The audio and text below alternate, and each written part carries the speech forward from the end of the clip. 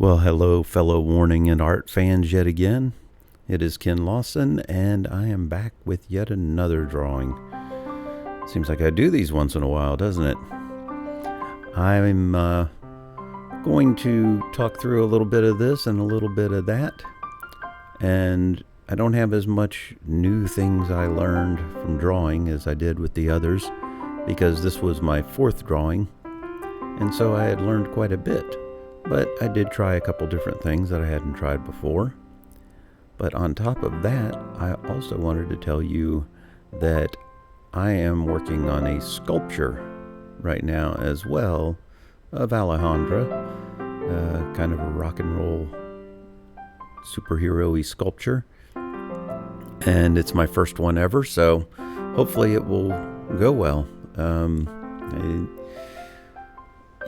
I just jump in with both feet sometimes, and that's what I did with this, and it is surprisingly going very well. But that's all I got to say about that. So, as far as this drawing goes, I didn't show the laying out with the carbon paper, which I'm not going to do anymore.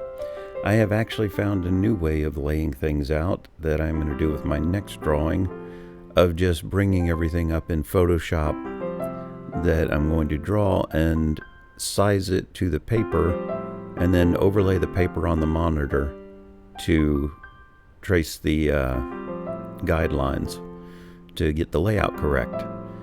And it seems like it's going to work quite well, so my next drawing, that's what I'm going to try, and that way I don't accidentally get carbon a little dark in places and can't get rid of it, because it does not erase well. So this one I decided to concentrate a little more on getting parts of it looking better to start, rather than just go all over the place and not have anything to where it looked good and then go back and finish. But it was a nice approach, because starting with the eyes and just kind of getting the face filled in, it was nice.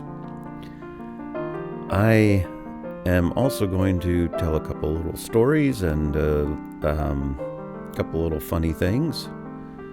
So hopefully you'll hang around for it. Or if you do not want to hear all that, go ahead and just put on some morning music or whatever music of choice you have and mute me.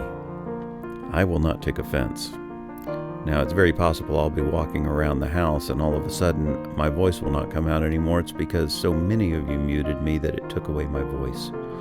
But I don't think that'll happen. I think that's the stuff of Twilight Zone. But I am just going to ramble on for about the 12-13 minutes that this video goes on and tell you things as I see them in the drawing.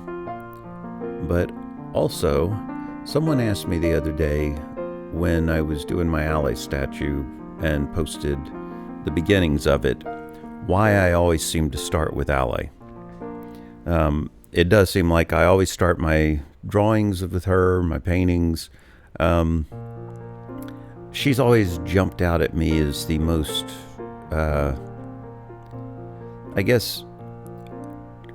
traditionally model-esque looking of them, and her features are just very, very unique and stand out. And so artistically, that is what I lean towards.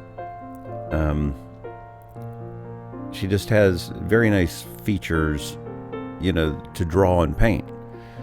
So that's probably why I start with her. And with the sculpture, I started with her because she has a very definitive pose and expression and all that, and I thought it would be the easiest one to see if I could sculpt at all, and that it would be a face that I could, at least if I got the expression right, then it would be very close to looking like her. So that is why I usually start with Ale. And I love her as a bass player, so that helps too. For those of you who don't know, I am a musician as well, so I'm drawn to lots and lots of creative things. So I just have inspiration from all kinds of things, and in the last few years, For people who haven't seen any of my other stuff, I got inspired by the Warning musically, and then they started sparking my artistic, creative juices flowing in, and I have gotten back into so many artistic things that I had quit many, many years ago. So I have them to thank for sparking me creatively. And it has been in so many different areas that I end up with too many projects going at one time and just can't ever seem to shut my brain off from the next thing I want to do. Right now I have multiple projects going because I am still doing paintings of all three girls that match the pencil drawings but will be nice oil paintings. And then I have one pencil drawing next that is a surprise for them, so I am going to hold off on talking about that. So, once again, all I got to say about that. One other thing, and this is totally non sequitur, and it was just something I found very funny. I don't know how many of you may have ever watched the YouTube channel MXR Plays. It's basically a couple that, you know, brings up memes or different things or videos and talks about them. And they're very nice and entertaining. But they brought up a meme the other day that's one of the funnier things that I've heard, but yet so true.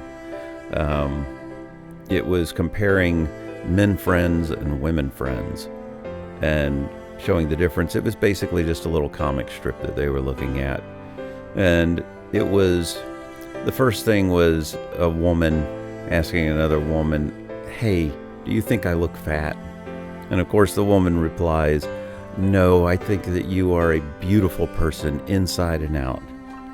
So then the man asks his man friend, "Do you think I look fat?"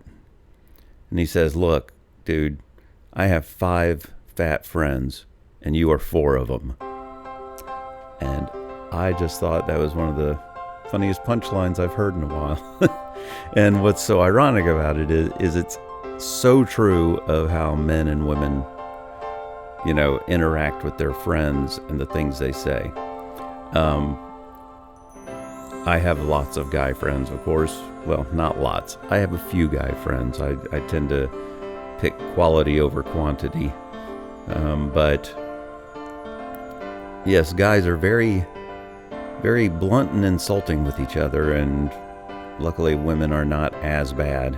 But I kind of wish guys would follow women's lead a little bit more and be less harsh with each other, because sometimes, you know, guys can say something thinking, oh, they're just being funny because, you know, ragging on their friends, but some of those things stick. They can say something that doesn't just roll right off the back. So I know this is totally off topic, but where else am I going to say this? Anyway, that's all of that part. Now I'll talk about the drawing some. I have learned quite a bit. The other alley drawing I did was on the crappy paper, and it was my first one, so I hadn't had as much, practice getting back into drawing again. And this picture I've always loved of her. When I look at it now, I don't think it looks as much like her personality as it does just kind of a standard rock and roll, you know, look and everything. She seems to be more open and just funny and all that in public more than she used to be, and I want to do something to convey that down the line, because, you know, this looks cool and all that, but I definitely want to get my drawings to where they are conveying the emotion of the person a little more as well. And so I'm going to try and do some looser paintings soon that I just kind of, you know, don't go for the detail as much just to start. By the way, right there on the lips, if you notice, I'm getting the highlight reflection on the bottom of her upper lip, because, you know, many people get that, especially if they're wearing glossy lipstick. You'll get the reflection from the bottom lip coming up onto the top. And it's a subtle thing, but it makes a huge difference. So I just thought I would point that out. And if you notice here, I'm using a brush to smooth things more. It's something I picked up just from watching people drawing and doing those kind of videos. And the smudge stick works great for some things, but you get a little more subtlety sometimes with the brush, and you can get smoother areas. And on this one, I really wanted the skin to have nice, smooth transitions. I think I will do better the next time. I bought bigger paper so that I could start getting more detail. Now, this is good paper, don't get me wrong. It's the Strathmore 400 Smooth, and I think it's 11 by 17, but I got 18 by 24 paper for next time. And we'll see how that goes, because it'll be nice to really get into it. Now, something else I'll point out right there, what my hand was sitting on, that piece of metal. I tend to put things together with what I have.